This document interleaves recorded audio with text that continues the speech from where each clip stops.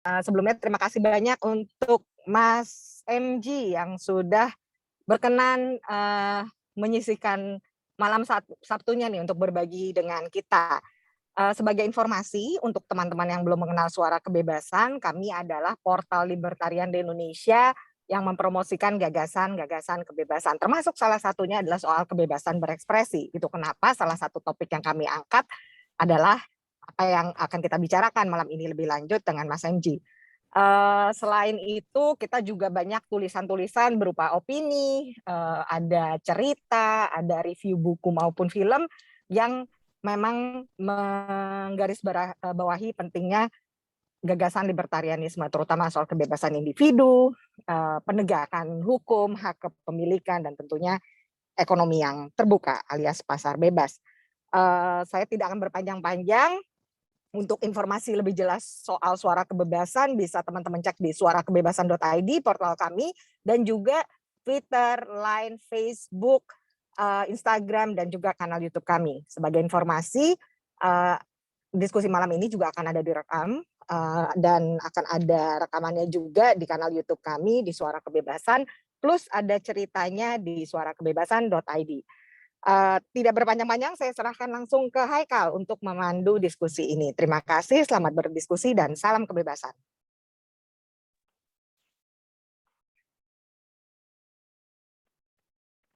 Oke, selamat malam teman-teman semua. Terima kasih banyak sudah bersedia hadir di diskusi Suara Kebebasan kita kali ini, diskusi forum kebebasan kita yang online pada malam hari ini. Dan terima kasih juga khususnya ini kepada Mas MG yang sudah bersedia kita ganggu nih Mas. Hari Jumat malamnya untuk berdiskusi bersama kita. Sama-sama, terima kasih banyak. Diskusi kita malam ini akan membahas seputar tentang teman-teman yang suka baca berita sosial politik pasti sudah tahu ya, sudah akrab dengan kasus ini, tentang penghapusan mural yang terjadi beberapa waktu lalu di beberapa daerah. Salah satu pertama itu di Kota Tangerang ya, kalau saya nggak keliru. Itu juga pernah terjadi di beberapa daerah mural yang dianggap mengkritik dengan keras Presiden Jokowi dan dihapus paksa oleh aparat keamanan, dan yang bikin juga ditangkap gitu. Nah, hal ini juga banyak dikecam dan dikritik juga oleh banyak organisasi, organisasi masyarakat sipil sebagai salah satu bentuk pembungkaman kebebasan berekspresi, khususnya kebebasan mengeluarkan kritik. Ya, sebenarnya moral itu sendiri kan juga merupakan salah satu medium kritik yang sangat umum, yang nggak cuma di Indonesia. Kalau misalnya di negara lain kita bisa lihat moral itu untuk sebagai salah satu medium untuk kritik sosial, ya isu sosial, isu politik, dan lain-lain yang ada di masyarakat. Itu salah satu mediumnya untuk mencari kritik. Nah, kita saat ini sudah kedatangan Mas MG, pembicara kita. Beliau merupakan co-founder Serum ya Mas. Bacanya Serum atau Serum ya Mas? Sorry. Serum. Ya, Serum. Co-founder Serum. Dan sejak ini kita akan berbincang dengan beliau seputar mengenai mural, mungkin juga sedikit kembali ke belakang sedikit mungkin kita. Mural Indonesia tuh dari mana dan gimana perkembangannya, dan terus apakah mural ini merupakan salah satu bisa dibilang medium efektif atau enggak gitu untuk mempopulerkan salah satu isu, terutama sekarang gitu di media sosial seperti hari ini. Dan juga tentang aspek kebebasan berekspresinya, gimana kebebasan berekspresi sangat penting khususnya di negara demokrasi seperti kita untuk mencari kritik, terutama kepada mereka yang memang punya power ya, itu misalnya terutama political power, salah satu tinggi yang pejabat negara dan yang harus terus diawasi dan dikritiki oleh masyarakat. Ya, itu salah satu pilar demokrasi yang kita nggak boleh hilangkan gitu. Oke, mungkin tanpa panjang lebar, saya selaku moderator akan mempersilahkan kepada Mas MG untuk memulai diskusi ini. Untuk part materinya kepada Mas MG dipersilakan. Terima kasih. Ya, terima kasih Mas Haikal. Kirain langsung tanya jawab Haikal. Ya sedikit banyak dulu Pertanyaannya mas apa nih? pemaparan sedikit. Karena tadi gue udah bilang, gue sorry nih nggak bisa nyiapin sebuah materi yang bisa untuk ngawalin gitu. Ya, tapi paling nggak dari pengantar dari Mas Haikal tadi juga emang membuat gue sendiri ngelihat fenomena yang kemarin itu jadi keganggu gitu dan berkomentar. Belakangan ini emang gue sendiri udah cukup lama bisa dibilang tidak lagi melakukan mural di jalan gitu. Karena ada kesibukan yang lain dan juga mungkin interest secara berkaryanya mungkin berbeda sekarang. Tapi itu justru kejadian kemarin itu jadi mancing untuk berkomentar gitu. Kalau dulu sejak awal tahun 2000-an itu ada satu gerakan yang cukup bisa dijadikan patokan. Waktu itu ada Jak Art. Ini saya coba mau cerita dulu ya ke belakang kalau mural itu gimana sih perkembangannya. Yang saya ingat ada satu momen besar yaitu namanya Jak Art yang kemudian itu mengajak banyak seniman untuk menggambar di ruang publik, di flyover, di tiang-tiang di sekitaran Jakarta.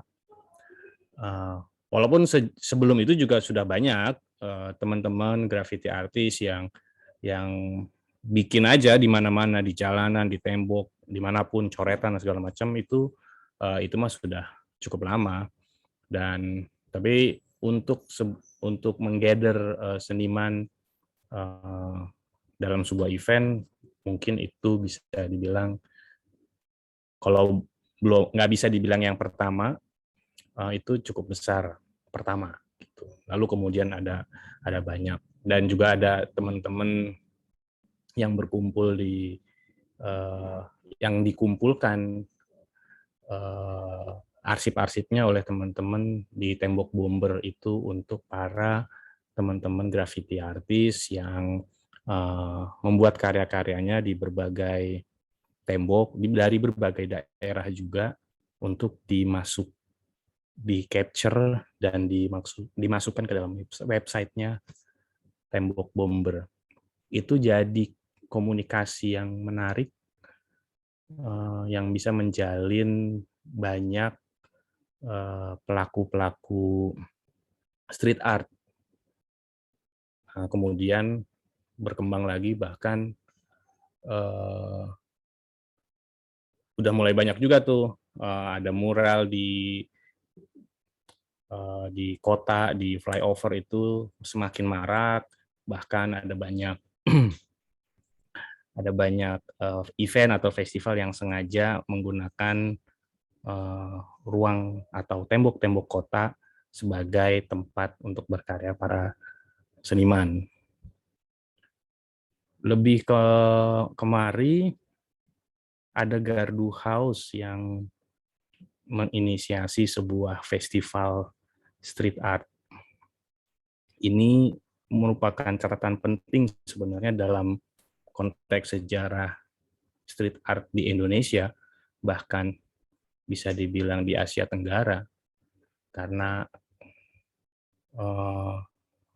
street dealing yang dibikin oleh teman-teman Gardu House dengan jaringannya itu cukup besar, masif, dan itu mengundang banyak pelaku street art yang dari berbagai kota untuk datang ke Jakarta untuk menggambar. Itu dilakukan secara kekuatan jaringan aja. Jadi mereka datang tidak dibiayai, benar-benar voluntary lah. Terus mereka juga Gardu House hanya memfasilitasi ada titik-titik mana yang asik untuk digambarin. Tapi biasanya mereka terus bisa cari sendiri-sendiri gitu. Nah, ngelihat dari fenomena ini, kan sebenarnya kalau bisa dibilang kenapa sih mereka melakukan itu di jalan? Bagi para mural artis yang melakukannya di ruang publik dan street artist dengan grafitinya di ruang publik, space-space di ruang publik itu memang mediumnya, itu memang kanvasnya. Jadi memang mereka akan selalu dan terus membuatnya di jalanan, membuatnya di ruang-ruang publik, karena memang di situ letak bedanya street artist sama pelukis yang dia punya studio dan dia melukisnya di studio. Itu bedanya. Ada medium yang digarap yang berbeda. Pelukis kanvas atau medium-medium lain yang sejenis 2 dimensi kanvas. Tapi kalau street artist justru dia melihat ruang itu ada di mana, tembok itu ada di mana. Jadi itu menjadi hal yang penting, tembok apa di mana dan bagaimana gitu.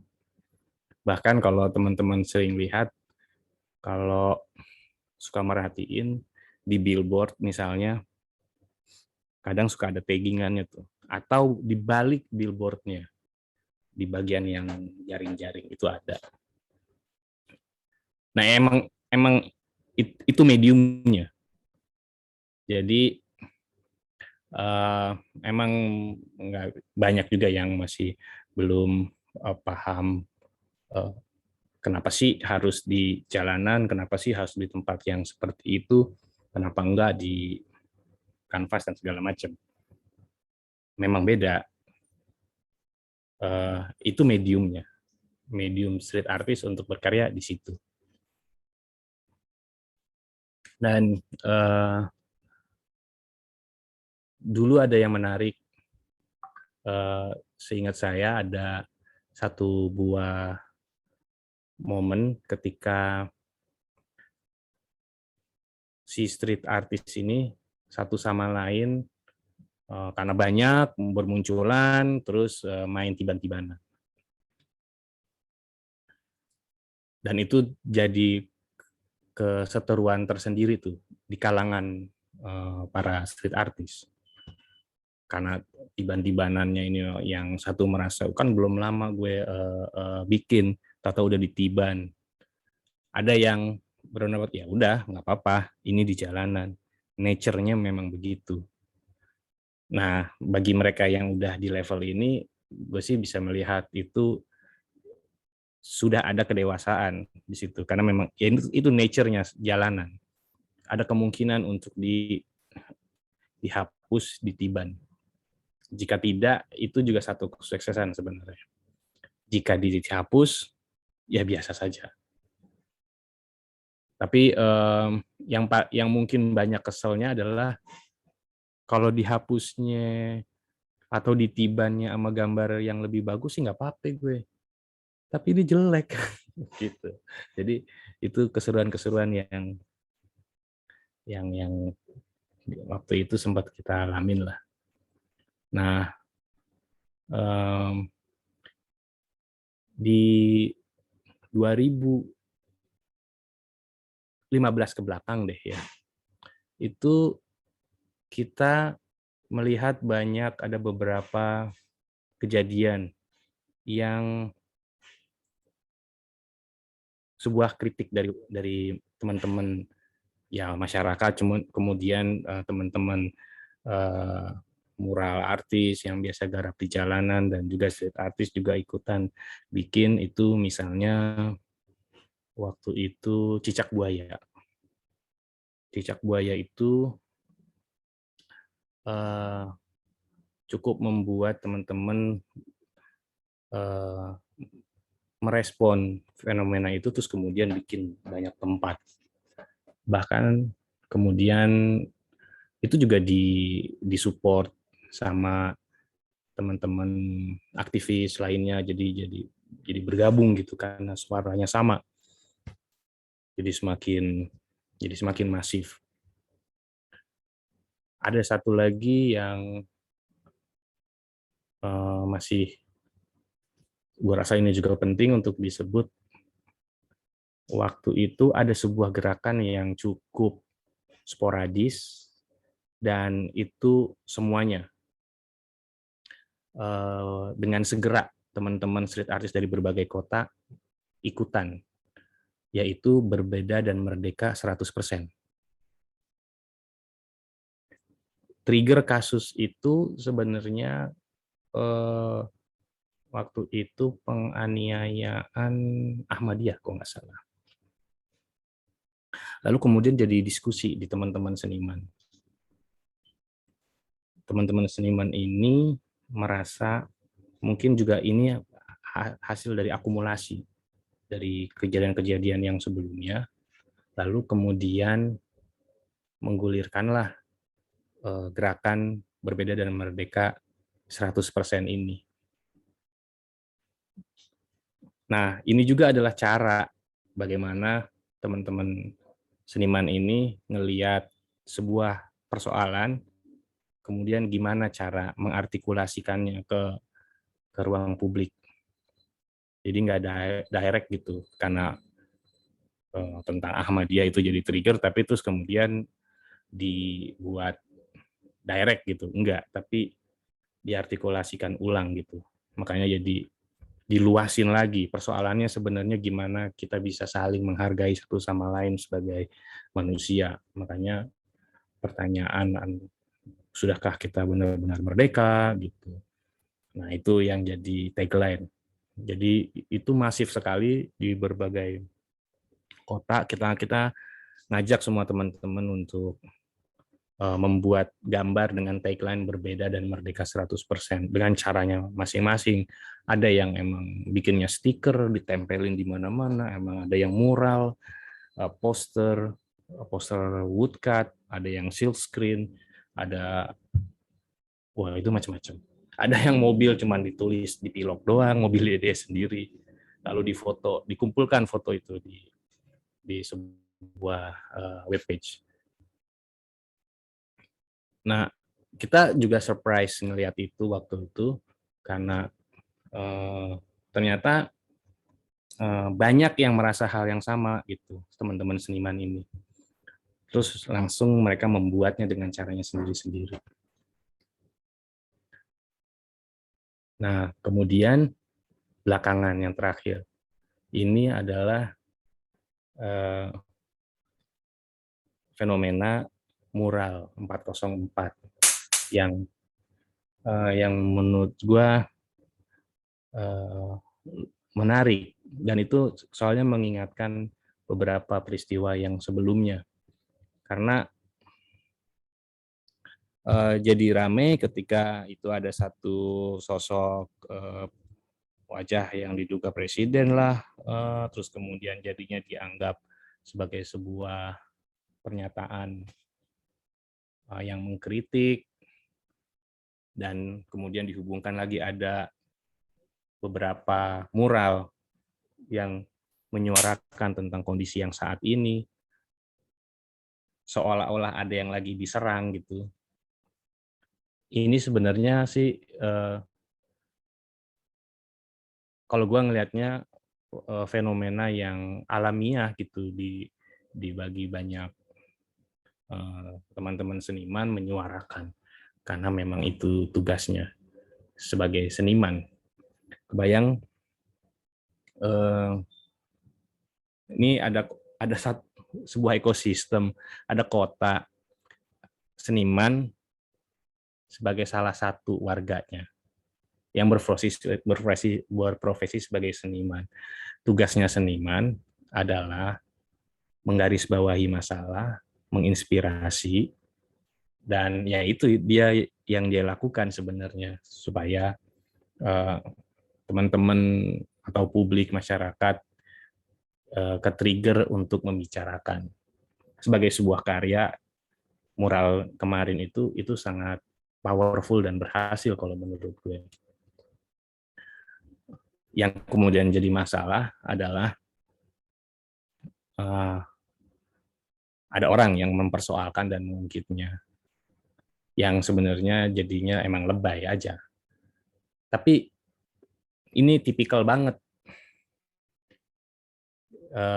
selalu ada ya namanya ini ya, buat nyenengin atasannya kali ya. Selalu ada orang berupaya untuk terlihat kerja kayaknya sih. Terus jadinya seperti ini.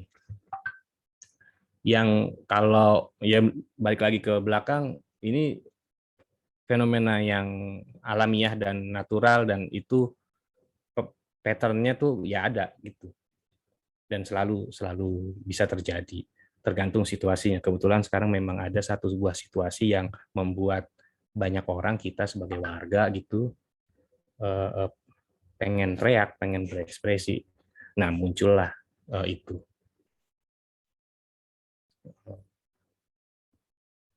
Ya, dan kan beberapa kali ada diskusi tentang itu setelah kejadian itu. Ya, teman-teman pelaku street art dan mural banyak juga yang bilang bahwa ya nggak usah dipersoalin, nggak usah dibikin lebay gitu, karena mereka juga tahu resiko itu untuk dihapus, karena itu di ruang publik. Justru itu pertarungannya yang dipertaruhkan. Tapi memang selalu jadi dialog yang menarik jika ada alasan-alasan yang berbeda dari sekedar ketertiban, bukan ya, mereka menggunakannya dengan pada ketertiban umum, walaupun sebenarnya buat gue juga agak aneh apa yang terganggu ketertiban umumnya dengan sebuah gambar yang ada di tembok sih. Tapi dalam konteks itu ya udah terlalu banyak warna terus kemudian dihapus menjadi putih, itu juga sudah bukan sesuatu yang aneh bagi teman-teman seniman sebenarnya. Tapi kalau alasannya kemudian dianggap seperti itu yang jadi menarik. Kritik, dianggap kritik, lalu kemudian dicari dan mau ditangkap. Itu sepertinya sudah hal yang berbeda gitu. Dan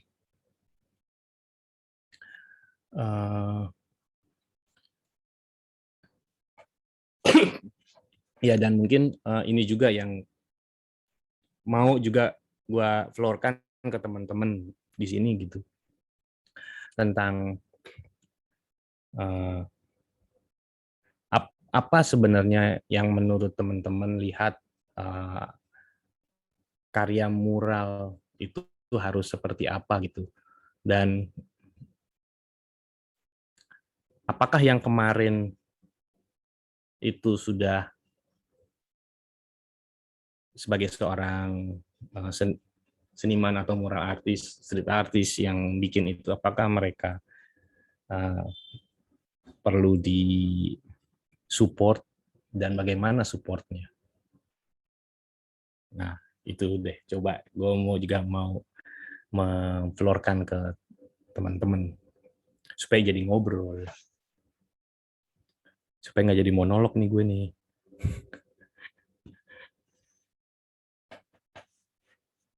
Silakan.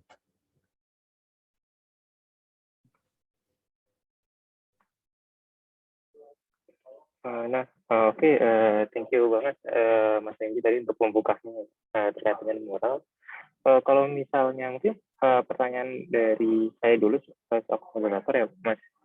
Tadi misalnya Mas MG memberi contoh misalnya Cak versus Buaya gitu kan, salah satunya yang sempat waktu itu rame, dan teman-teman mural artis, street artis juga banyak bikin mural yang menanggapi isu itu gitu ya.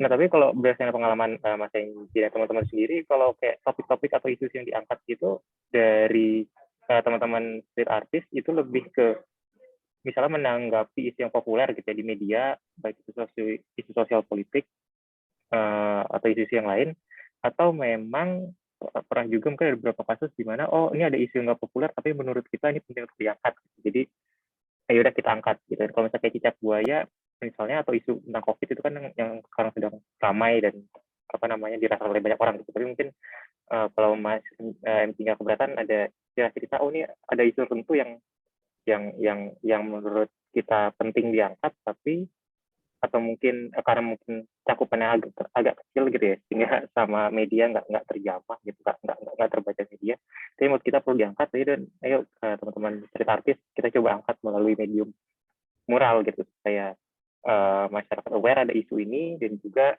supaya mengambil kebijakan juga aware juga oh ini ada isu yang perlu ditangani nih itu kira-kira pernah nggak Mas dan ceritanya gimana kalau misalnya ada. Terima kasih. Iya, kita di Serum itu selalu ada namanya proyek akhir tahun. Nah, proyek akhir tahun ini dilakukan di setiap pergantian tahun, tapi satu hari sebelumnya. Itu selalu kita ke jalan, gitu, mural atau wet paste atau bikin nempel-nempel poster. Dan biasanya juga ngajak sama teman-teman atau kelompok atau kru yang kita tahu untuk yuk ngumpul di satu titik malam-malam. Dan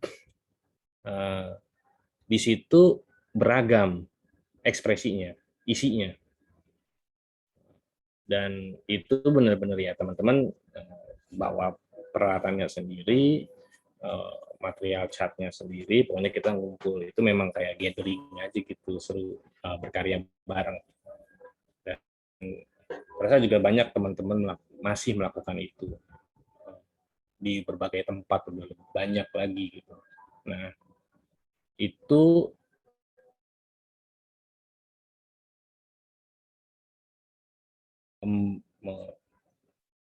mengajak untuk menyuarakan hal tertentu, itu pure ekspresi masing-masing. Nah, tapi juga ada kalanya kita Serum gitu dengan kawan-kawan ngajaknya, kita lagi mau bahas isu korupsi nih, ada yang mau ikut nggak? Gitu. Ada yang tertarik dan ada yang nggak tertarik juga, karena memang nggak bisa dipungkiri kan interest atau concern setiap seniman itu juga beda-beda dan atau juga mungkin bedanya juga karena lagi nggak mood atau segala macam sesepele itu. Tapi itu juga ada gitu yang emang ada tawaran isu hasil diskusi terus mau garap bareng-bareng di satu titik, di beberapa titik. Ada juga yang hasil diskusinya itu misalkan ada irisannya dengan teman-teman aktivis apa LSM atau NGO yang mereka lagi mengusung sebuah isu, terus ngajak teman-teman street artist ini atau seniman untuk ikutan bikin. Nah, yang kayak begini sebenarnya nggak banyak yang suka atau mungkin malah ada yang sengaja menghindari gitu karena khawatir ada kepentingan. Tapi ada juga yang ngerasa kalau memang sejalan gitu, setuju dengan gagasannya, terus ayo aja. Nah, itu modelnya. Lalu apalagi ya?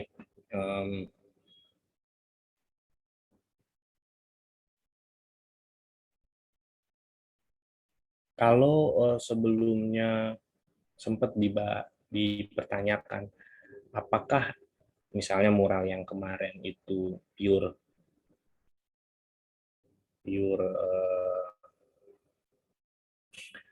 inspirasi atau itu dari si senimannya tanpa dibiayai atau didompleng gitu. Karena ini sebenarnya kan persoalannya media kemudian menggorengnya menjadi sebuah gerakan kritik ya, kritik yang maksudnya politis gitu. Kalau gue juga nonton ininya mereka gitu, penjelasannya, dan memang iya, emang itu seperti layaknya teman-teman lainnya, begitu ada ide sama-sama yang teman-teman yang lain suka idenya, dijalanin aja, dibikin. Kalau itu berbiaya ya emang itu berbiaya dengan membeli beli cat, beli pilok dan segala macam, dan itu emang cost yang harus dikeluarkan oleh teman-teman untuk berkarya. Dan mungkin ada aja juga yang mau aja ya, yang apa, ngebayangin itu mestinya ditunggangi karena nggak mungkin itu biayanya mahal dan segala macam.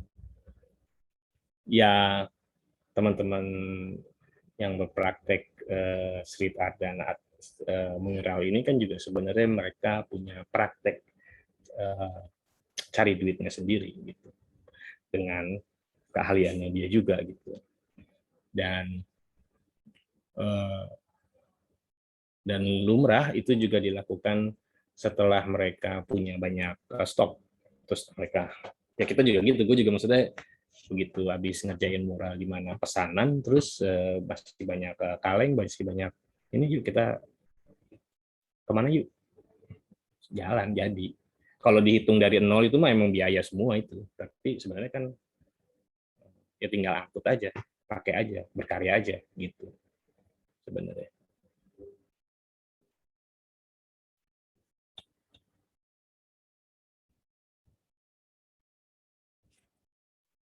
Oh, ini terus kemudian ada yang nanya. Mau tanya, filosofi street art itu apa dan seperti apa? Apakah ketika memakai medium ruang publik, para street artist ini merasa perlu memastikan bahwa hal ini tidak melanggar hukum atau bahkan bersedia bekerja dengan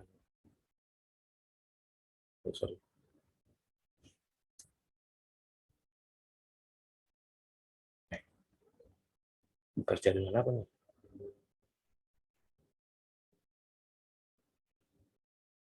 Bekerja dengan pemerintah atau lebih cair dan bebas serta inklusif. Ini ada yang menarik sebenarnya. Di banyak teman-teman seperti sepakat sama model ini, seperti ya, nggak semuanya ya, karena gue juga termasuk yang menggunakan itu sebenarnya ketika bikin gambar di jalanan dan segala macam, walaupun nggak purely bagus. Jadi modelnya adalah gini, lebih baik minta maaf daripada minta izin. Kalau minta izin sama pemerintah daerah, pemerintah kota, mereka nggak bakal ngizinin. Pun kalau ngizinin, mereka nggak punya SOP-nya. Mereka nggak tahu jika ada seniman datang, saya mau menggambar di tempat ini, boleh nggak? Mereka pasti bingung, nggak tahu harus nanggepinnya kayak gimana. Karena nggak ada skema itu. Nggak dipikirin bahwa ada di suatu saat nanti akan ada warga kotanya yang berproses sebagai seniman mau menggambar di sana. Nggak minta duit loh, nggak minta dibiayain, tapi mau gambar aja. Itu nggak ada. Jadi sejauh ini emang perda kita juga nggak jelas sebenarnya. Izinnya ke siapa? Kalau ada seniman yang menggambar, terus izinnya kemana? Paling pinter-pinternya si seniman ketika udah tahu mau posisi tembok yang mana yang mau diincar, kalau kita tahu itu punyanya pemerintah kota misalnya, ya dia tahu kemana. Kalau itu punyanya dinas perhubungan, ya berarti ke dinas perhubungan gitu.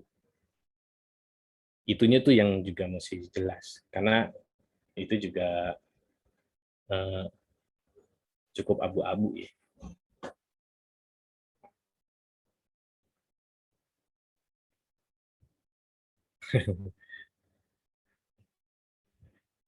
Iya, karena memang sulit. Pasti bingung mau bukannya nggak ngasih izin mungkin lebih tepatnya, tapi karena bingung ngizininnya gimana ngizininnya ya. Nggak ada formnya tuh. Dan emang nature-nya street art itu ada di jalanan, dan iya kenapa juga disebutnya street artist ya, karena memang dia adanya di ruang publik di jalanan. Kalau enggak ya bukan, dia seniman biasa aja gitu. Itu juga macam-macam modelnya. Ada yang emang bikin gambar yang terlihat jelas bentuknya apa, ada yang mainnya tipografi, ada yang lebih main abstrak, ada yang tagging doang, ada yang main stiker, poster, dan seterusnya. Itu beragam.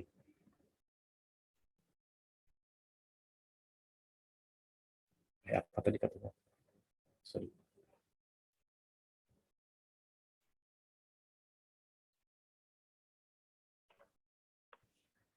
Oh, thank you banget Mas MG untuk penjelasannya.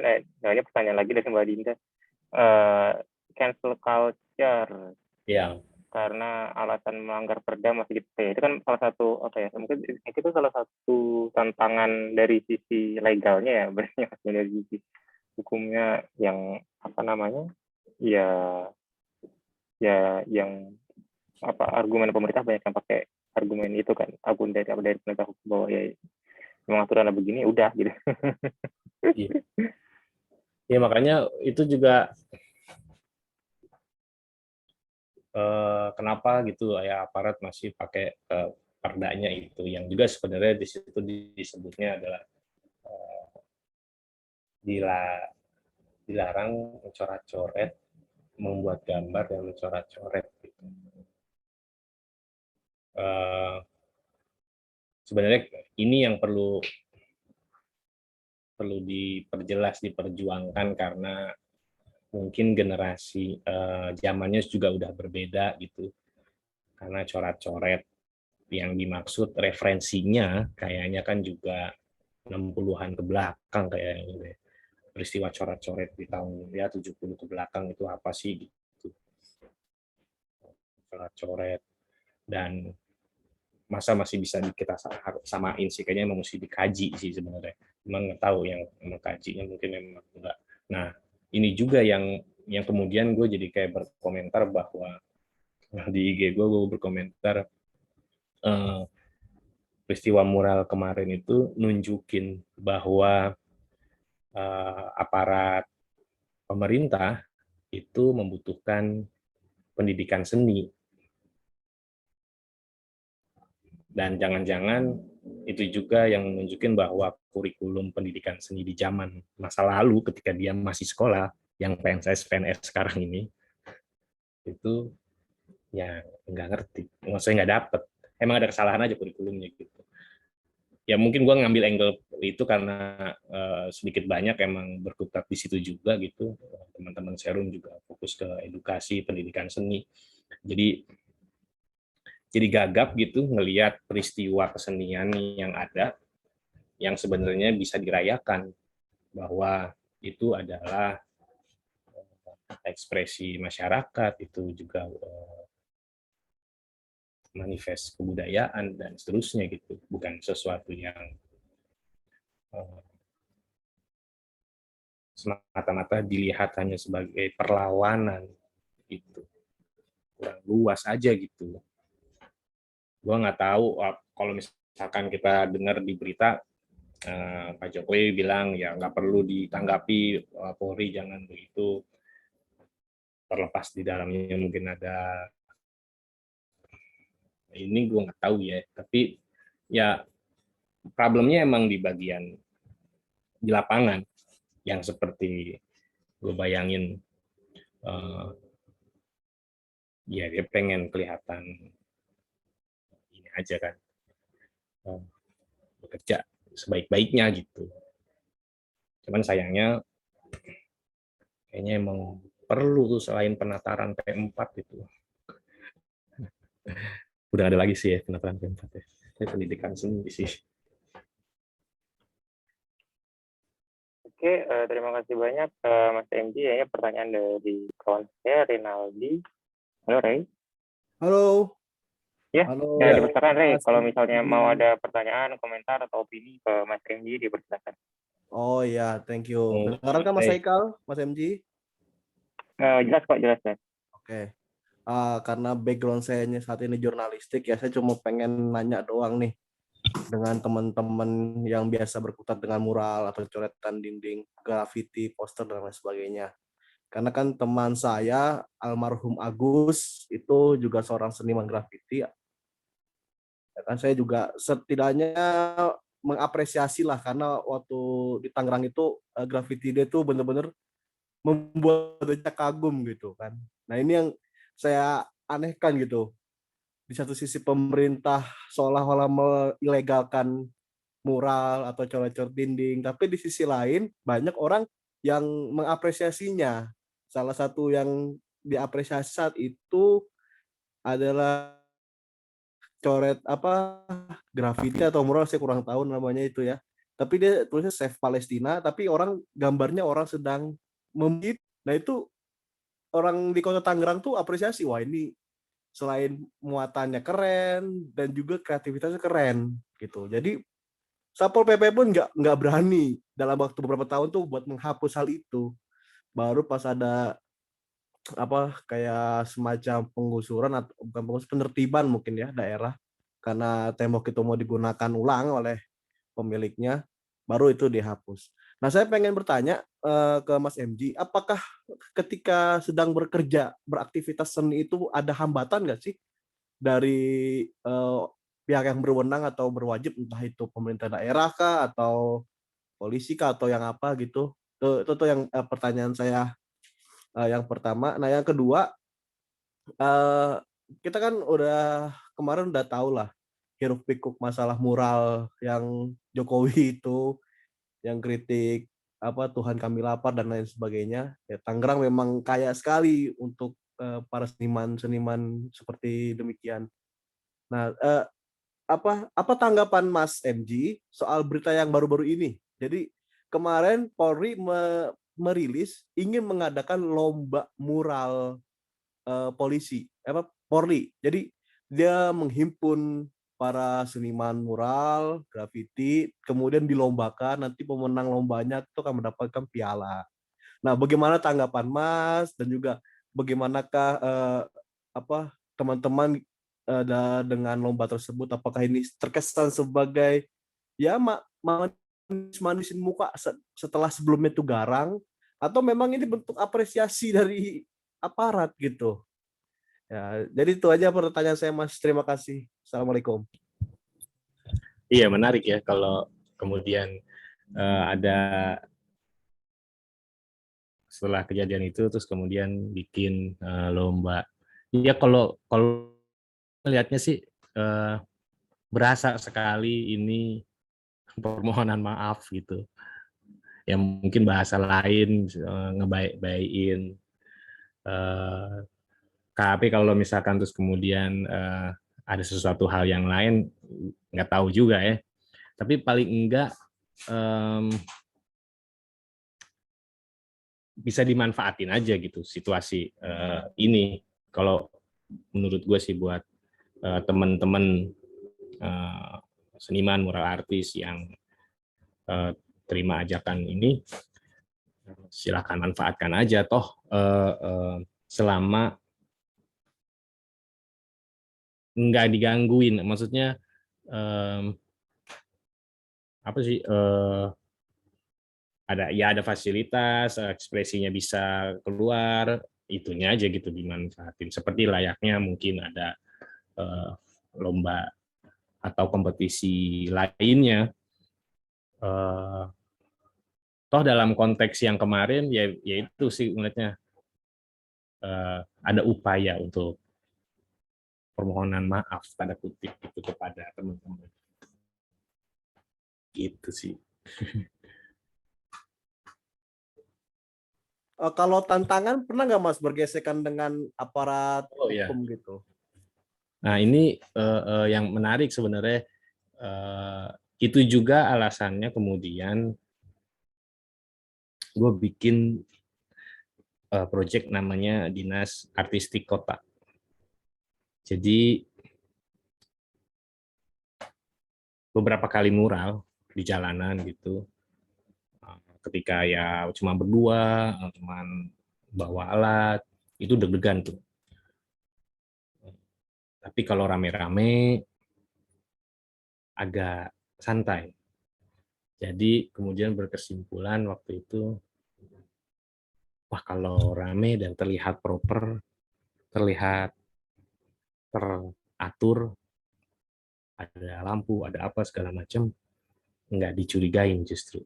Disangkanya project yang dengan izin lah gitu ya. Nah, maka dari itu kemudian sekalian kita bikin. Jadi beberapa kali kemudian muralnya itu kita selalu pakai vest orange, bawa kon, bikin plang gitu ya. Maaf, perjalanan Anda terganggu, kami sedang berkarya. Terus ada logo Dinas Artistik Kota, dan itu bekerja ternyata. Jadi lumayan, ya polisi ada yang stop juga beberapa kali, tapi ya jalan lagi aja gitu. Kita ternyata nggak, malah lebih tenang gitu. Nah, jadi emang itu mesti, ini udah dipahamin sebenarnya banyak teman-teman street artist yang lagi turun menggambar di jalan, itu pasti mereka punya strategi untuk coba ngelihat site-nya seperti apa, karakternya, terus kemudian mesti gimana, mesti jam berapa. Kalau misalkan agak di atas, naiknya bagaimana, apakah biar simple harus bawa kaleng yang banyak di dalam tas atau hanya bawa satu aja gitu-gitu. Itu dipikirin biasanya sama teman-teman. Itu bagian dari strategi-strategi, dan itu juga tantangan kita kalau lagi mau ke jalan, teman-teman, gue yakin cara ngeliatnya itu gitu. Mau gambar di mana, lihat dulu kanan kiri. Nah, itu tantangannya sebenarnya.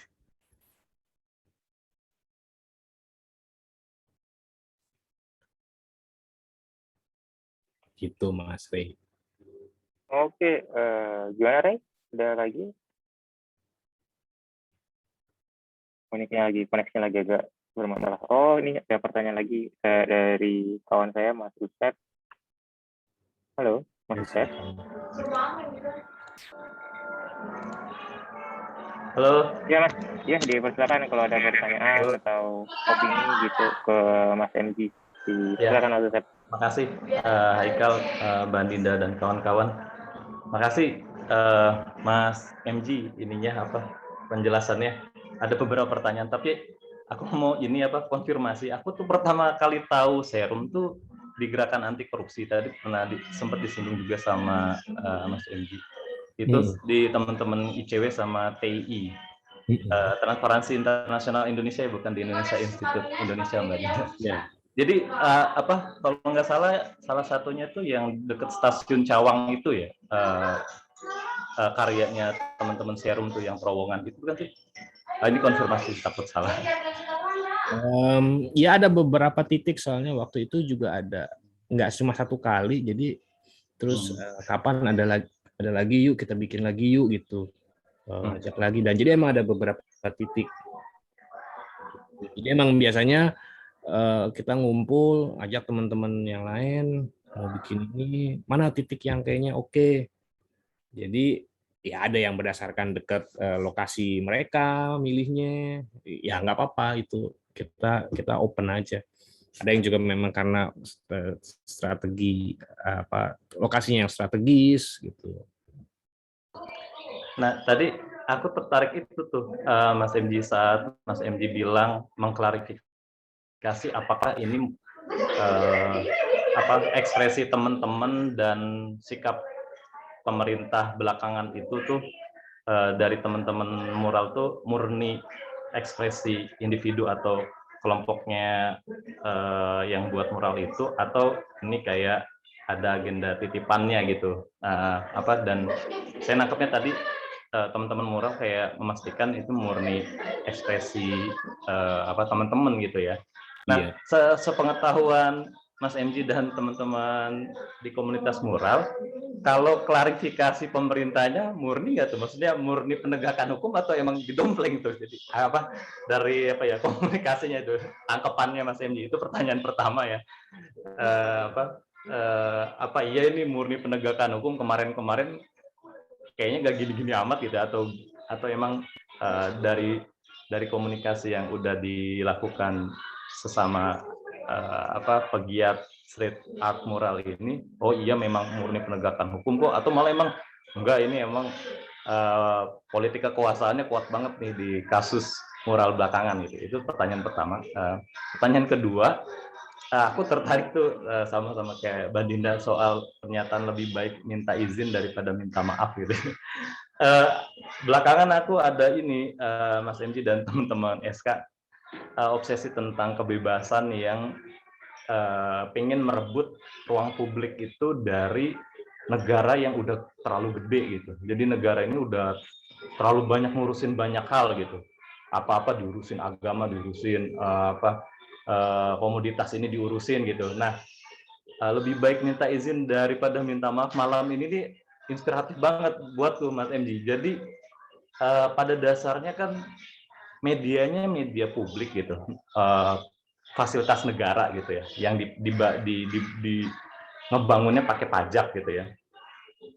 Tapi gara-gara mural ini, kenapa saya antusias pas nyambut statement lebih baik minta izin daripada minta maaf ini, kita tuh agak sentimental, kayak pasnya aku tuh kayak diingetin gitu sama teman-teman mural, ruang publik tuh direbut sama gambarnya teman-teman lewat mural ini, yang punya negara ini direbut buat ngingetin negara tuh harusnya ngurusin ruang publik ini aja nih, yang dicoret-coret sama teman-teman mural, gak usah ngurusin yang lain gitu.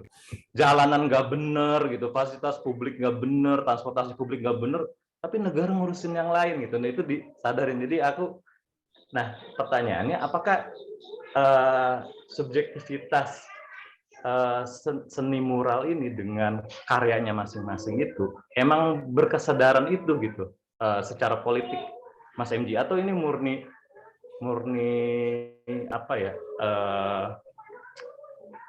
kondisional aja, tiba-tiba aja di tiap-tiap individunya atau tiap-tiap kelompok gitu, atau emang ini kayak tadi Mas MJ kayak semacam menyampaikan ada komunikasi yang lumayan terorganisir gitu. Gitu. Apakah ini kegiatan yang kemudian ditafsirkan, atau memang ada ada cicilan argumentasinya gitu dari awal tuh udah ada skenario, udah ada idenya, bahkan ideologinya malah gitu, atau ini memang lepas aja gitu, yang kemudian baru ditafsirkan sama Mas MJ, oh ini nih begini gitu. Terima kasih. Yang jelas sebenarnya gue sih, karena mungkin ini perspektif personal, dan karena ngalamin itu dan juga ngalamin kerja bareng sama teman-teman mural artis dan bikin karya di jalanan, tapi juga sering kerja bareng juga sama teman-teman aktivis, ada yang beda cara berpikirnya, cara aktivismenya itu beda gitu. Mungkin ada yang protes nih kalau gue ngomong nih. Kalau teman-teman aktivis yang bekerja itu struktural banget emang. Karena ada isu utama, siapa orang besar bicara sesuatu, terus kemudian diartikulasikan ke bawah, dikoordinir, terus kemudian jadi apa outputnya. Seniman-seniman ini nggak gitu. Enggak. Jadi jangan dicurigai mereka punya struktur, enggak. Tapi ada kalanya berkolektif teman-teman, yuk kita bikin yuk rame-rame yuk, seru-seruan yuk, tapi isunya ini yuk, iya nih asik nih, nah gitu. Jadi konteks terorganisirnya sangat jauh berbeda sebenarnya. Gitu. Nah terus tadi gimana, apakah ini jadi penegakan hukum aja atau politik kekuasaan?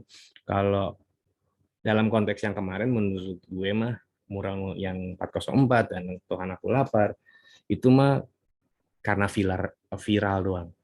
Jadi karena ada orang yang memviralkan itu kemudian jadi perhatian, sehingga mau nggak mau aparat jadi bergerak. Kalau itu nggak viral mah ya itu biasa aja sebenarnya. Seperti mural-mural pada di tembok lainnya aja, karena banyak juga kan yang juga nggak diapa-apain, nggak dihapus, nggak dipersoalkan. Itu banyak sekali gitu.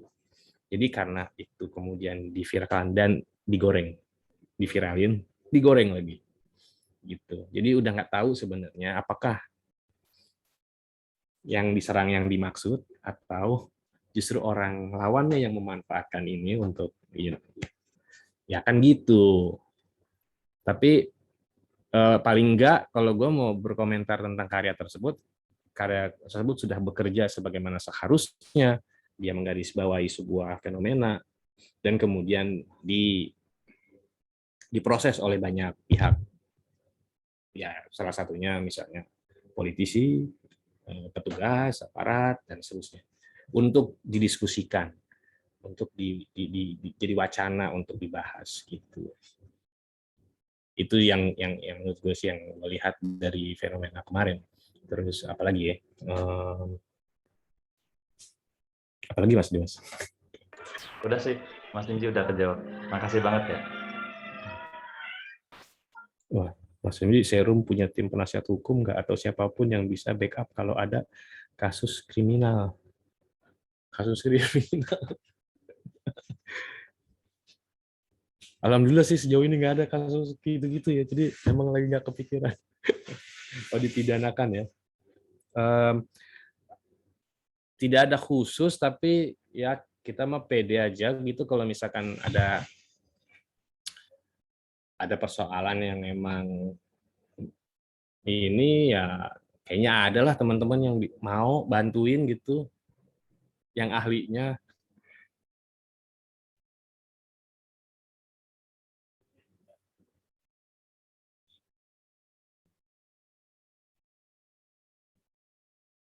Oke, thank you Mas MJ untuk tanggapannya dan tadi thank you juga untuk Mas Ustaz untuk pertanyaan. Saya tertarik dengan tadi yang sempat disinggung sama teman saya Renaldi ya. Data tempat kalau misalnya ada salah satu mural yang dibikin sama kawan dia, tapi itu sangat bagus banget gitu kan dan kena di masyarakat sehingga aparat pun kayak aduh ini mau ngapus kayak agak nggak enak nih kan karena mural benar-benar dianggap benar-benar mengekspresikan kehendak dan keinginan masyarakat. Nah kalau misalnya dari Mas Hendy sendiri, kira dari teman-teman mural ada ini kan misalnya strategi, oke kita bisa bikin mural untuk mengkritik isu ini gitu, kritik sosial ini. Tapi strateginya gimana supaya mural ini gak gampang dihapus gitu? Atau orang mau hapus rasa nggak enak gitu? Ada strategi gitu nggak Mas? Atau ya mungkin kita bikin lebih gimana lebih gimana ya bahasanya ya, mungkin lebih kena ke emosi masyarakat atau mungkin dibikin sebagus mungkin sehingga masyarakat juga melihatnya, even masyarakat yang nggak tahu isu apa yang dibahas dia bisa mengapresiasi dari sisi estetikanya gitu. Ini mural apa sih, kita nggak ngerti ini bahas apa tapi bagus banget ini gambarnya gitu. Jadi ada strategi gitu yang kira-kira ya supaya mural ini nggak gampang dihapus gitu. Mungkin ada orang mau ngapus atau mau merusak juga nggak enak gitu kan karena pesannya atau karena estetikanya. Terima kasih, dipersilakan Mas Hendy. Iya, gimana caranya supaya nggak bisa dihapus atau jadi masalah? Ide atau kritiknya itu juga tersampaikan dan nggak segera juga, tapi juga dalam waktu bersamaan tidak jadi masalah gitu ya. Ya memang itu yang kemudian menjadi tantangan kecerdasan dari si senimannya tersebut gitu. Tapi bahasa apa yang mau dipilih? Bahasa yang lugas, tegas, atau justru mau lebih berpuisi, membungkusnya dengan lebih cantik, lebih manis gitu, nggak langsung terselubung, yaitu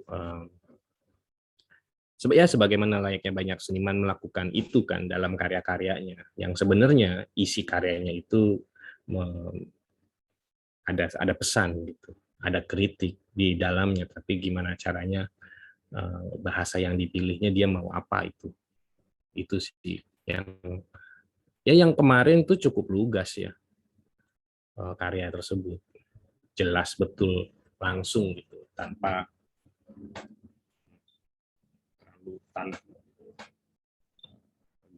dibagus-bagusin, diselubungi, enggak, itu langsung. Nah, itu yang juga emang banyak yang begitu yang lebih powerful sebenarnya. Tapi ada resikonya. Orang-orang jadi reaktif ngelihat itu. Ya reaksinya seperti yang kemarin. Tapi mungkin juga ada banyak kita bisa lihat mural-mural yang bagus, yang sebenarnya itu kritik banget, tapi orang tuh nggak banyak melihat, nggak segera lah ngelihatnya bahwa itu adalah kritik yang tajam, gitu. Sehingga dia jadi bisa lebih lama mural tersebut di situ, karena orang ngelihat bagus aja, gitu. Sayang kalau dihapus atau dan seterusnya. Makanya banyak beberapa teman-teman juga berstrategi ya kalau mural itu dia pasti melibatkan warga, karena ini strategi yang dipakai ini untuk mendapatkan backingan dari warga sekitar. Karena sebenarnya persoalan visual ini juga mesti dilihat sebagai visual, ada visual di situ yang keganggu itu siapa sebenarnya gitu. Kalau warganya yang ada di situ, yang setiap hari lihat itu, justru merasa tidak terganggu dan senang karena ada gambar itu, ya berarti itu nggak ada masalah tuh. Tapi kalau ada yang terganggu, bisa jadi persoalan. Gitu.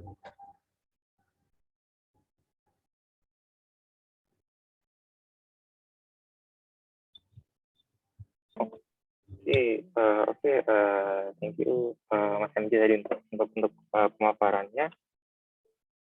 Nah ini belum ada pertanyaan buat lagi. Oke, thank you Mas MJ untuk jawabannya, untuk tanggapannya. Ya, kalau gini, kalau misalnya, nah untuk teman-teman yang ingin menjadi street artist gitu, itu apakah memang ada kayak itu kalau kayak seni tari itu kayak ada sanggar gitu, ada tempat pelatihan, atau itu lebih lebih egaliter aja gitu. Kalau misalnya ada yang mau jadi street artist, udah ngumpul-ngumpul aja komunitas kita, nanti yang udah jago kita saling belajar bareng gitu. Jadi nggak benar-benar seperti lembaga pendidikan biasanya itu sangat top down, kan ada gurunya, ada muridnya, nanti belajar tertata gitu, atau ya lebih cair gitu. Oke, lu gabung komunitas kita saling belajar nih, gue ajarin caranya bikin mural yang bagus, komposisi warnanya gimana, desainnya gimana, bla bla bla gitu. Atau itu gimana Mas? Kalau menurut gue sih yang jelas nggak ada satu track, tapi banyak track gitu untuk menuju yang dia mau gitu. Karena saat ini aja yang gue kenal ya teman-teman mural artis dan street artis yang ada sekarang sudah jadi terkenal juga dan besar namanya, itu juga background-nya beragam. Ada yang emang sekolahan, maksudnya adalah dia juga sekolah seni, sekolah desain.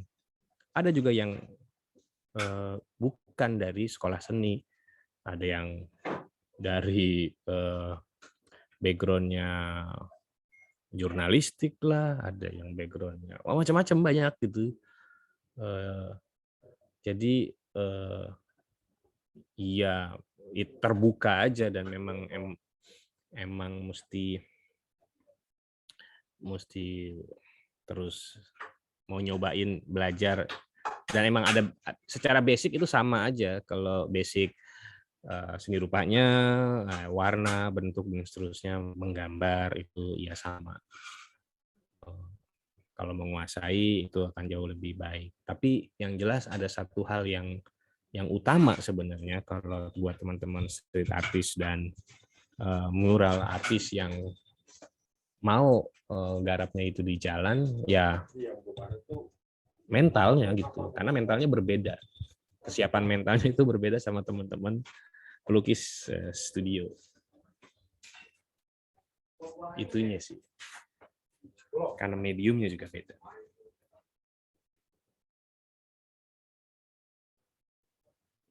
Oke, jadi lebih ke psikologinya mungkin, lebih ke gitu, memperkuat mentalnya daripada lebih, karena teknikal tadi Mas MG sampaikan agak-agak mirip gitu kan ya, banyak kemiripan lah, banyak kesamaan, tapi yang diperlukan itu tadi apa, mentalnya harus beda gitu.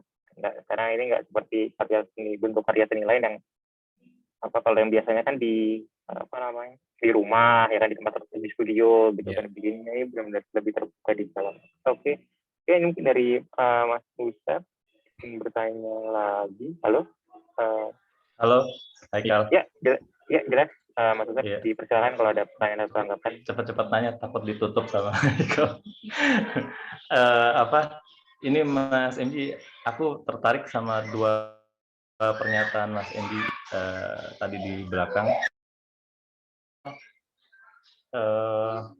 Mural yang bagus tapi punya kritik, karena nggak lama dimengerti gitu kritiknya gitu ya, jadinya lama dihapus gitu. Itu strategi atau alirannya Mas MG di teman-teman mural sendiri itu dalam konsepnya gitu. Itu pertama. Kedua, soal mural yang partisipatif tadi itu lagi-lagi nih aku terprovokasi, ini inspiratif banget. Itu seberapa banyak diupayakan gitu ketika teman-teman mural itu bikin muralnya dengan pelibatan masyarakat gitu, entah itu dalam tanda kutip diizinkannya gitu, atau kontennya gitu, atau pembuatannya gitu. Atau Mas MG bisa kasih contoh misalnya mural yang di lokasi ini gitu ya, itu tuh mural yang partisipatif dalam rangka yang melibatkan warga dalam pembuatannya, sehingga kalau aku tangkap ini nih kayak jadi satu model teman-teman mural tuh berhasil merebut ruang publik gitu. Jadi makna publiknya jadi diganggu gitu, mana publik yang mana gitu, ini publik yang di sekitar ini asik-asik aja sama mural ini gitu, jangan-jangan kekuasaan yang keganggu gitu. Itu tuh aku terprovokasinya ya dalam obrolan ini. Mungkin bisa dikasih contoh mural apa yang partisipatif itu gitu.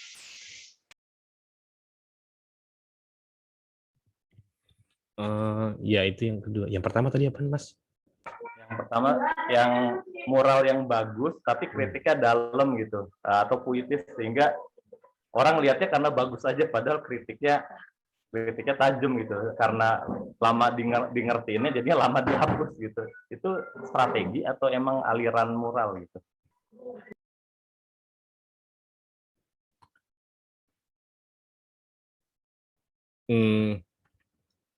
Gue nggak tahu ya apakah kalau itu di pilihannya itu kayaknya juga bukan. Tapi bisa jadi itu adalah bahasa visual yang emang dimiliki oleh si senimannya, sehingga munculnya lebih direct misalnya, lebih lugas gitu bicaranya, jadi sehingga segera, atau emang bahasa dia tuh memang selalu gitu karena karakternya ya terlihat bagus tapi sebenarnya itu ada kritiknya, cuman ini bagus aja gitu, orang terhipnotis sama bagusnya dulu, baru kemudian ini tentang apa sih sebenarnya, baru ternyata tentang itu bahasa yang mungkin setiap seniman itu beda-beda gitu pilihan cara bahasanya, ya itu yang menarik sebenarnya, karena kemudian kita jadi tahu kan, seniman ini begini, seniman begitu, jadi Ya, itu mungkin lebih kepada juga karakter kayaknya sih, karakternya gitu. Nah, kalau pertanyaan yang kedua mengenai mural yang partisipatoris itu adalah ini nih, teman-teman Gardu House yang terakhir kemarin itu cukup menarik karena dia muralnya di kampung ya. Jadi di Kebayoran.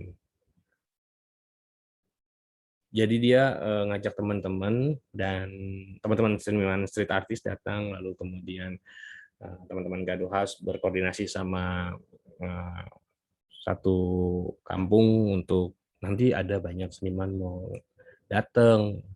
Nah, terus jadi sisi seniman-seniman ini juga datang dan ngobrol sama warga. Ada yang gambar di rumahnya, bahkan di depan tembok, di mana-mana gitu. Makanya pada ikutan juga, ada yang banyak yang ikutan bantuin, ada yang ngeluarin makanan lah, kopi lah, apa gitu. Karena itu juga sesuatu hal yang baru buat mereka. Ada seseorang entah nggak dikenal sebelumnya datang ke kampungnya, ngelukisin. Bahkan ada yang mau ngeladenin gitu, ada dilukisin salah satu wajahnya di situ, walaupun ini nggak semuanya bisa digituin, tapi maksudnya diakomodir gitu ekspresi warganya gitu. Jadi ya itu cukup yang menarik sih. Di daerah lain juga banyak yang begitu, yang ke kampung ngajakin warga kota atau warga di kampung untuk yuk mural bareng gitu. Jadi emang ya itu juga yang harus sebenarnya banyak dilakukan sebenarnya sama warga, karena si seniman, street artist, mural artis ini juga harus dilihat sebagai bagian dari warga kota gitu.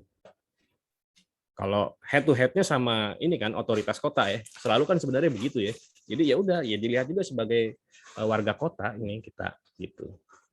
Yang punya aspirasi, yang juga bertugas sebagai warga kota. Kita bisanya tuh sebagai muralis yang ngewarnain, menggambarin, membuatnya menjadi lebih artistik ya. Nggak semerta-merta harus bagus dan positif seperti pesanan, tapi artistik gitu, yang men-trigger wacana, pemikiran gitu. Nah, mungkin sebelumnya gue juga mau ini nih. Ditekuk dulu lah Bang. Kalau boleh mau ngasih tunjuk, mau share screen boleh? Boleh Mas. Ada ininya apa untuk aksesnya gimana? Ya, bisa. Oke, udah bisa Mas. Oke. Ya, sekarang kita sudah ada di Senayan, depan Senayan Square. Di sana ada, belakang gua ada pilar-pilar yang untuk monorail yang nggak udah kepake lagi, udah berapa lama di situ, nggak guna. Jadi kita ada di Propaganda Movement bakal bikin itu gila. Check it out.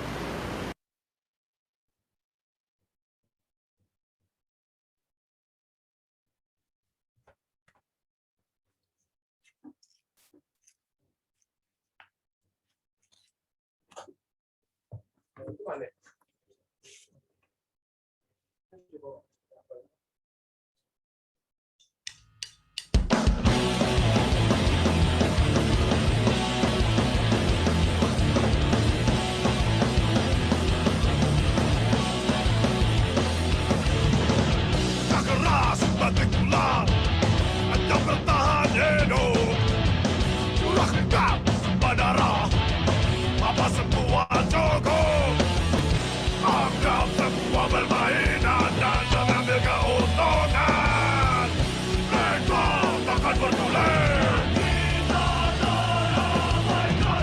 Mereka selalu Dan kita akan selalu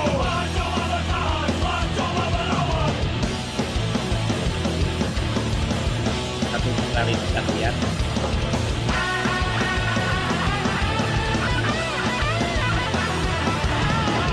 Siapa bernama Dotong, siapa tertinggal di belakang? Siapa yang bertawa dan siapa yang membusuk dan menekan?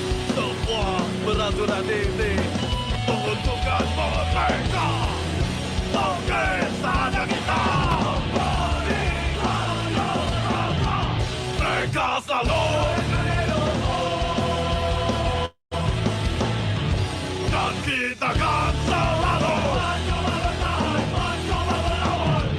mereka selalu dan kita akan selalu Kibat Merah Kibat Merah Kibat Merah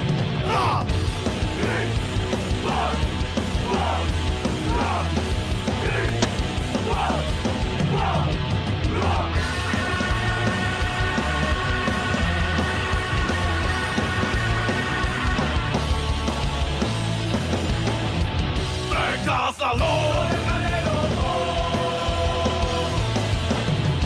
dan kita akan selalu mereka selalu dan kita akan selalu bertahan dan melawan.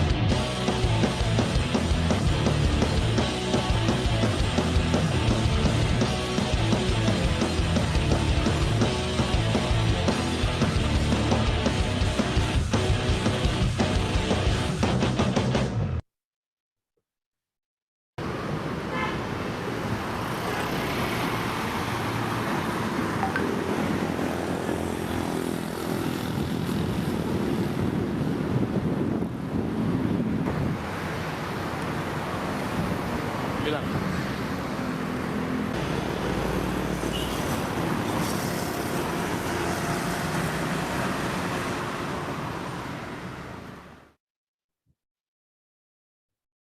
Ya, jadi itu idenya kita mau ngilangin si pilar itu gitu.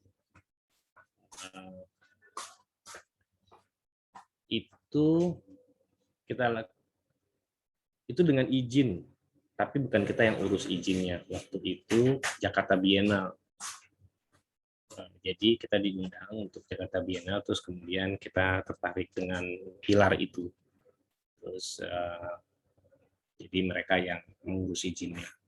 Walaupun gitu tetap aja di kayak bagian depan kan ada hotel tuh, dia nanyain macem-macem lah gitu. Gitu. Sip. Ini udah mulai nih ya. Kita udah ada di markasnya. Loh, kok masih ada suaranya. Ada Opal.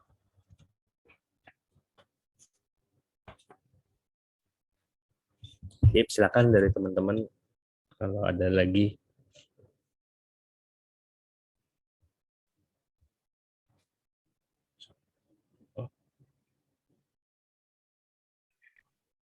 Oke, thank you Mas Remisi untuk tanggapannya. Nah, ini nih. Pertanyaan lagi dari Mbak Dinda, jelang pemilu 2024, Tarum ada nggak agenda khusus mural untuk pendidikan publik? Misalnya untuk peserta pemilih ya, untuk political education gitu, edukasi politik untuk publik. Dipersilakan Mas Remisi. Belum ada rencana atau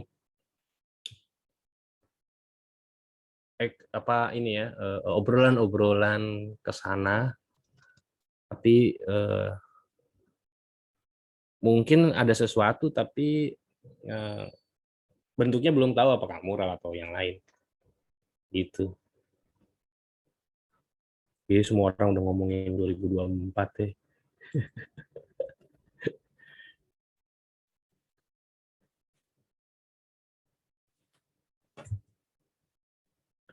Oke, thank you Mas MG. Ini dari Mas Joni Irfandi, bagaimana akomodasi yang diberikan pemerintah atau aparat?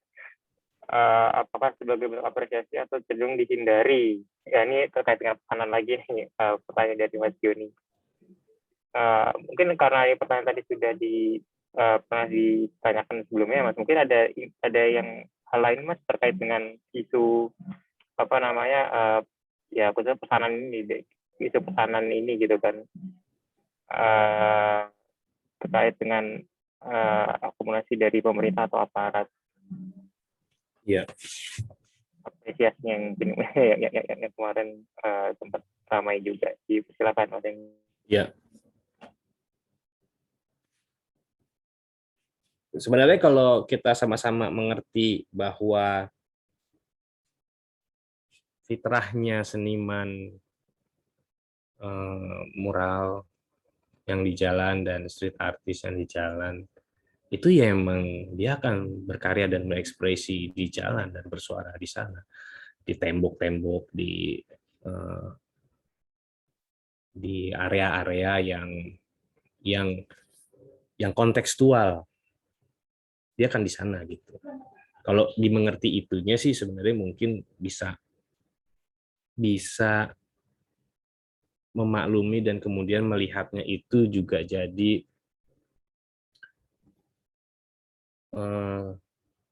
keindahan yang lainnya sebenarnya. Cuma problemnya itu kan sulit ya dimengerti. Apalagi kalau cara bekerjanya adalah textbook gitu, berdasarkan buku yang nggak ada tuh keterangannya di situ atau segala macam, itu yang mungkin menjadi sulit. Kayak begitu juga sering terlibat dalam obrolan mengkritik taman coret-coret misalnya. Dibayangkan itu dilokalisir, dia disediakan area untuk seniman-seniman jalanan ini untuk mencoret-coret di sana gitu. Nah, itu sekali lagi itu adalah bentuk kegagalan memahami siapa seniman-seniman ini. Karena dianggapnya ini ada coret-coret nih tempatnya. Ya berarti itu buat orang-orang yang mau coret-coret, bukan buat seniman-seniman street artist dan mural artist yang mau bikin karya gitu. Karena kalau ya bisa dilihat tuh di beberapa lokasi itu cuma dikasihnya kotak seberapa gitu. Ya gagal memahaminya gitu. Karena emang ya nggak perlu dilokalisir. Kalau konteksnya ada area untuk belajar bagi yang baru mau, ya mungkin oke-oke aja. Tapi justru kayak tadi misalnya kita dengan sadar kita mau tembok pilar yang itu gitu. Karena konteks yang kita mau bicarakan adalah persoalan itu dan itu harus ada di situ gambarnya. Gitu. Kalau enggak ya jadi lain bicaranya gitu. Karena itu cara kerjanya seni di ruang publik. Harus ya kontekstual dengan ruangnya. Bukan enggak juga kayak bikin di triplek terus kemudian ditaruh di situ, ya enggak gitu juga sebenarnya. Gitu. Itu sih yang sebenarnya pemerintah atau otoritas itu hanya perlu lebih bisa memahami dan mensupport yang dibutuhkannya tuh apa. Emang nggak mudah sih itu untuk memahami itu. Ya kebutuhan seniman bisa dipilah-pilah lah yang mana apa yang bisa diakomodir lah. Gitu.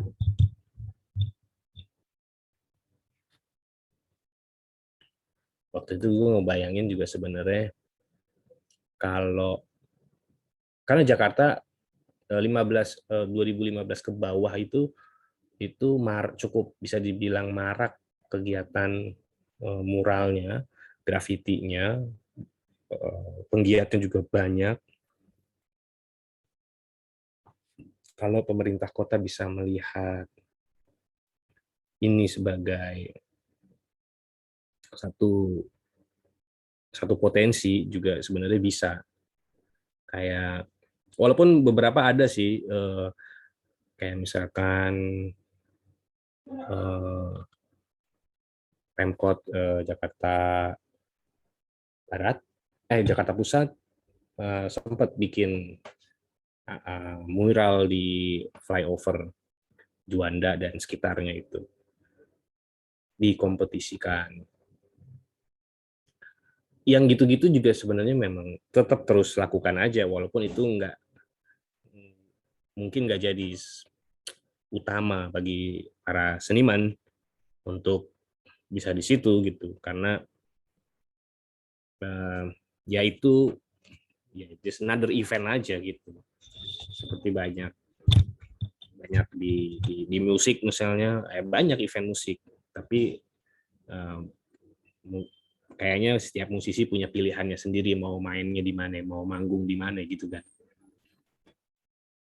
Kurang lebih kan sama. Begitu, Mas. Oke, thank you.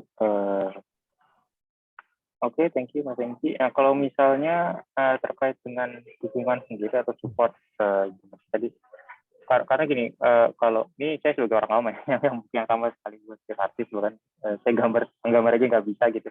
Saya sebagai orang awam, saya ngeliat bahwa salah satu mungkin karakteristik, mungkin koreksi Mas MJ kalau saya salah, tapi salah satu karakteristik yang penting dari street art gitu ya, yang genuine, mungkin itu adalah dia bentuknya benar-benar banyak yang bentuknya itu kritik sosial bentuknya gitu ya. Nah, kalau misalnya demikian dari Mas MJ atau mungkin dari teman-teman artis sendiri, kira-kira support apa yang bisa diberikan untuk teman-teman street artis gitu? Karena kalau misalnya katakanlah ada support misalnya kompetisi, lomba atau edukasi dan lain-lain, tapi kan kalau sepemahaman saya lagi koreksi kalau saya salah, tapi sepemahaman saya misalnya nature-nya atau kalau bahasa agama itu giroh atau dasarnya sendiri aja dia sebagai alat untuk kritik gitu ya, untuk soal sebagai kritik sosial, apakah itu pertama nggak merusak seninya, yang kedua kalau dia merusak apakah Nggak merusak. Nggak merusak esensi dari seninya itu sendiri, yang sebagai bentuk kritik sosial gitu, sebagai satu medium kritik sosial. Kalau misalnya dia diakomodir dan misalnya diatur jadi bersyukur dan lain-lain. Dan yang kedua, apakah dia jadi dia sebenarnya bukan street artis street art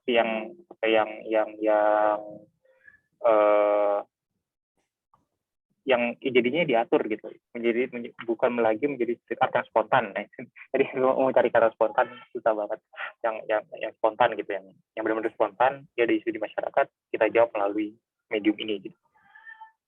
Itu menengahi itu kira-kira gimana? Atau memang dari sisi Mas MJ atau teman-teman street art sendiri, ya street art ini nggak berbeda dengan seni-seni lain.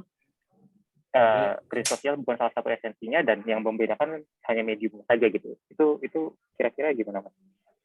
Tanggapan dari Mas MJ? Iya kan emang beda banget, maksudnya setiap sesama street artist aja secara karakter bisa sangat jauh berbeda, apalagi kalau mau di-compare dengan seniman lainnya, dengan medium yang lainnya juga gitu. Jadi ini juga mesti bisa dilihat non sentralistik gitu, kayak dianggap bahwa semua seniman atau semua street artist menuju ke satu titik yang sama.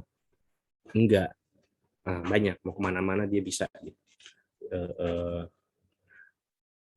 Itu juga sebenarnya kayak kesalahan banyak kita melihatnya, membayangkan sebuah platform sebagai wah ini udah ada platformnya, dianggap untuk semua, padahal enggak gitu. Nggak bisa dilihat kayak gitu. Pasti ada sebuah platform ya untuk orang yang kayak gini dan seterusnya lah ya. Maksud gue mestinya dilihatnya nggak satu solusi untuk semua gitu. Support pemerintah seperti apa ya,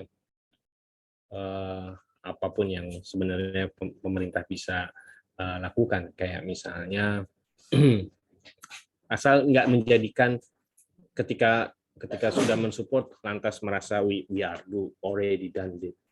Enggak gitu juga kan sebenarnya, masih ada yang lainnya.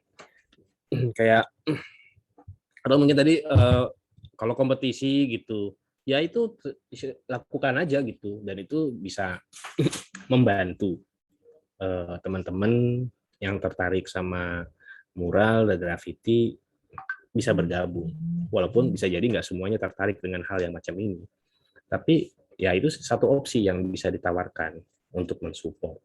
Atau support yang lain adalah misalnya yang lebih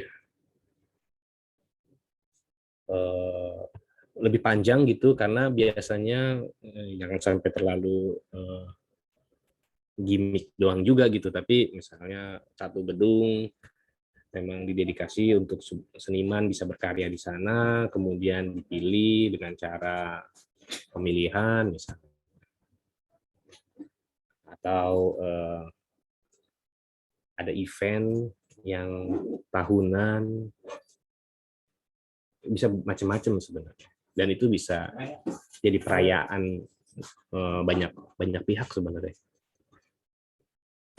Kayak yang dilakukan Gardu House itu sebenarnya sangat menarik. Dengan gerakan kecil yang mereka lakukan itu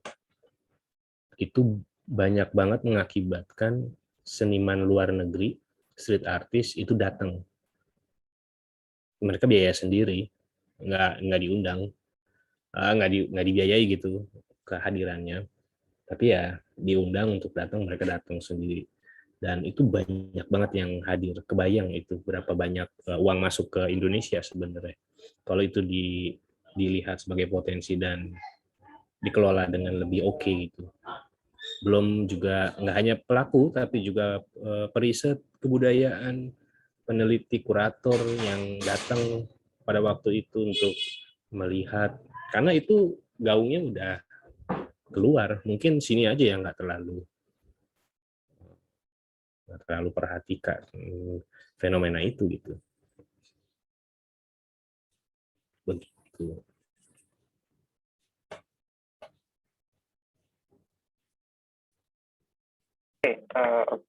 Oke, thank you banget Mas MJ menanggapannya tadi.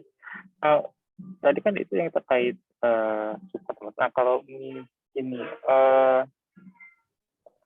kalau misalnya tadi misalnya Mas MJ bilang ini setiap street artist kita nggak akan bisa mengakomodir semua street artist ya, karena kan mereka punya pandangan yang beda-beda, mereka mungkin punya fokus yang beda-beda, punya opini yang beda-beda juga terkait satu isu atau terkait suatu hal. Nah, kalau misalnya, tapi kan dari semua perbedaan ini pasti nggak pasti ya, kemungkinan apalagi pasti ada kayak mungkin benang merah interest yang sama gitu. Itu kalau misalnya dari nggak mungkin ini lebih ke politik sedikit ya Mas MJ ya. Kalau misalnya apakah misalnya ada asosiasi dari artisnya sendiri gitu, atau dari perkumpulannya yang memang misalnya yang aktif secara politik, misalnya dekat yang ingin lobby misalnya para pembuat kebijakan gitu untuk membuat misalnya kebijakan X yang lebih mengakomodir kepentingan atau interest dari teman-teman kita aktif sendiri itu kalau yang benar-benar aktif seperti itu ada nggak kira-kira, atau mungkin memang salah satu bentuk protesnya yang paling utama adalah, atau bukan cuma protes dalam kritik dan protes juga, yang paling utama adalah melalui seni yang mereka bikin ya, teman-teman bikin gitu. Iya, kayaknya itu yang spesifik ke sana itu dari teman-teman seniman sendiri belum kelihatan ya, karena mungkin memang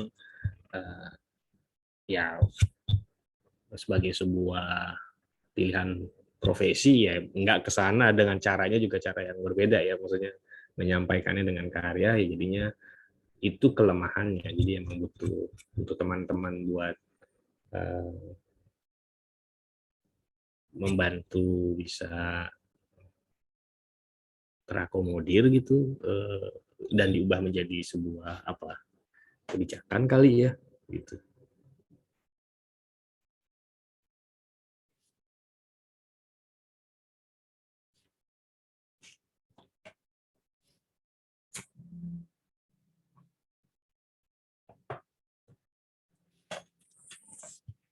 Oke, thank you. Ini karena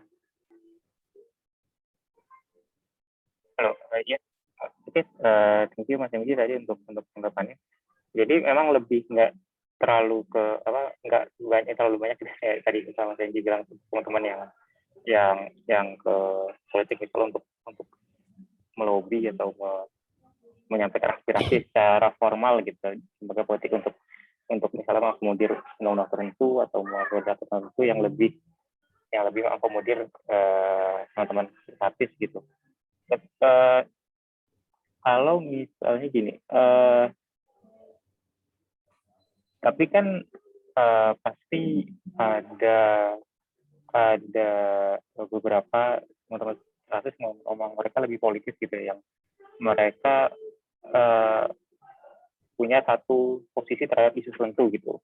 Misalnya mereka lebih politik aware, misalnya apakah itu misalnya terkait pro Komisi Pemberantasan Korupsi, pro KPK gitu, atau pro tokoh tertentu gitu yang mereka anggap yang bisa membuat Indonesia menjadi lebih baik gitu. Nah itu kalau boleh tahu deh, apakah ada tanggapan atau mungkin feedback juga dari feedback atau mungkin pertemuan dari lembaga tertentu yang memang banyak teman-teman di sini lihat, oh ini perlu kita selamatkan, ini perlu kita dukung gitu. Meskipun mungkin itu nggak terlalu politik banget dalam arti dekat ke lembaga legislatifnya gitu ya, tapi ya ini lembaga yang penting atau ini tokoh yang penting yang harus kita dukung, yang sampai seperti itu, atau memang cenderung lebih general aja, mesti Mas Hendy, lebih general, lebih umum aja. Oh ini ada di sini kita angkat, tapi atau mungkin ada juga mungkin lebih spesifik yang oh ini kayaknya tokoh ini bagus nih, atau lembaga ini perlu kita dukung karena sangat penting untuk Indonesia ke depan. Dan feedback dari mereka apakah ada juga atau gimana Mas? Suaranya sorry Mas. Iya.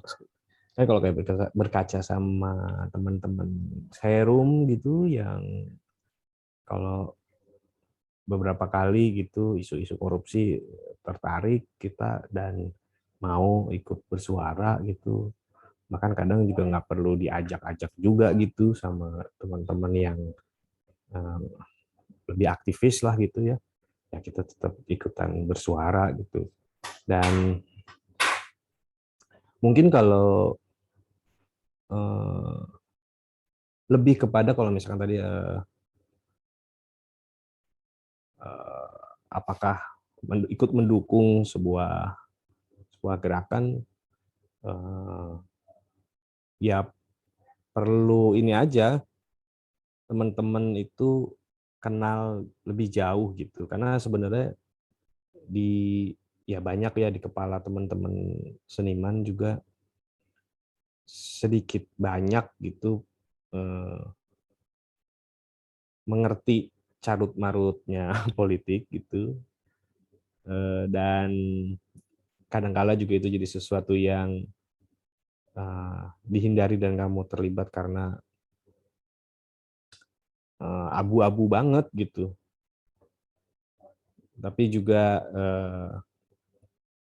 setiap, nggak usah sangat yakin teman-teman seniman, setiap ininya punya perspektifnya sendiri terhadap satu hal. Cuma cara dia menyatakannya itu kan dengan karyanya. Jadi mungkin itu juga yang enggak mudah dibaca, apakah ini sejalan dengan sepemikiran, satu opini gitu, sehingga itu bisa dilihat. Wah, ini bisa kerja bareng nih karena sepemahaman dan seterusnya.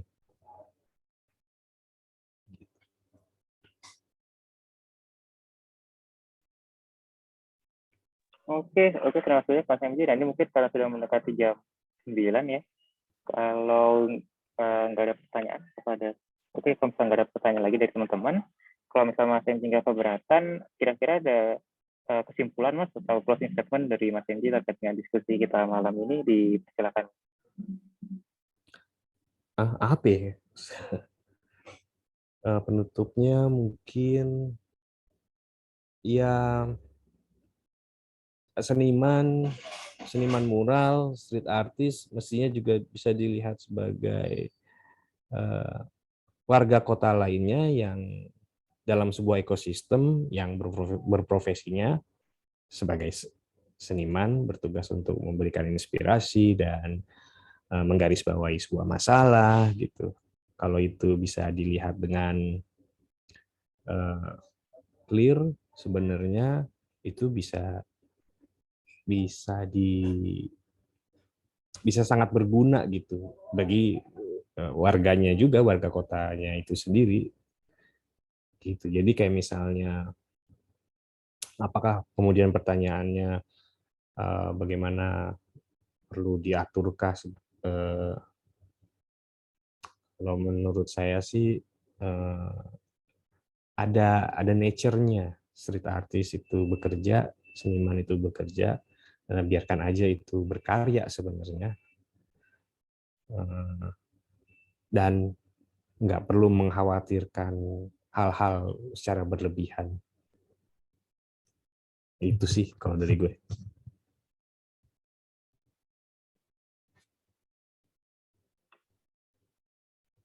Oke, baik Mas MJ, thank you banget nih Mas untuk diskusi malam ini. Terima kasih banyak.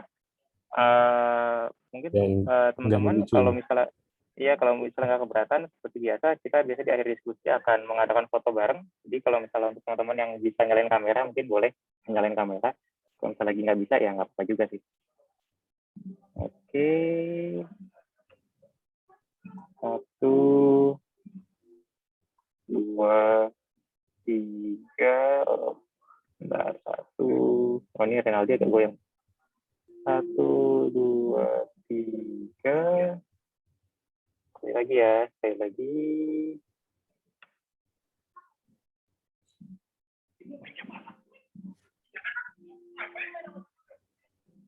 Satu, 2, 3. Oke, mungkin saya lagi, sorry. Kesalahan yang kedua. 1, 2, 3. Oke, terima kasih banyak untuk Mas MJ, khususnya kepada teman-teman semua yang sudah bersedia hadir di sesi kali ini. Terus ini akan kita upload seperti biasa di channel YouTube Suara Kebebasan. Nah, kita diskusi Suara Kebebasan biasanya rutin, Mas MJ dan teman-teman, setiap hari Jumat 2 minggu sekali atau 2 kali sebulan. Jadi untuk diskusinya, kalau misalnya pembicaranya bisa dan nggak ada halangan, akan dilaksanakan lagi tanggal 8 Oktober bulan depan. Nah, pasti untuk infonya selalu kita share di media sosial kita. Kita ada di Facebook, suarakebebasan.id, Facebook page. Ada juga di Instagram, Suara Kebebasan, di Twitter, @bebas.id, dan juga kalau ada teman-teman masih pakai Line, ada juga di Line, suarakebebasan.id. Oke, mungkin itu dari saya. Terima kasih banyak sekali lagi untuk Mas MJ. Ini sudah kita bersedia kita ganggu nih Mas. Hari pada malam Jumatnya. Thank you banget Mas Usep. Thank you banget Mbak Dinda, Renaldi, Samuela. Thank you banget dan teman-teman semua. Saya selalu untuk teman-teman semua dan tetap semangat. Thank you. Terima kasih banyak. Sampai ketemu di diskusi selanjutnya. Terima kasih Mas Ucep, Mbak Adinda, Mas Rey. Thank you Mas MJ. Sampai jumpa semua Mas Usep.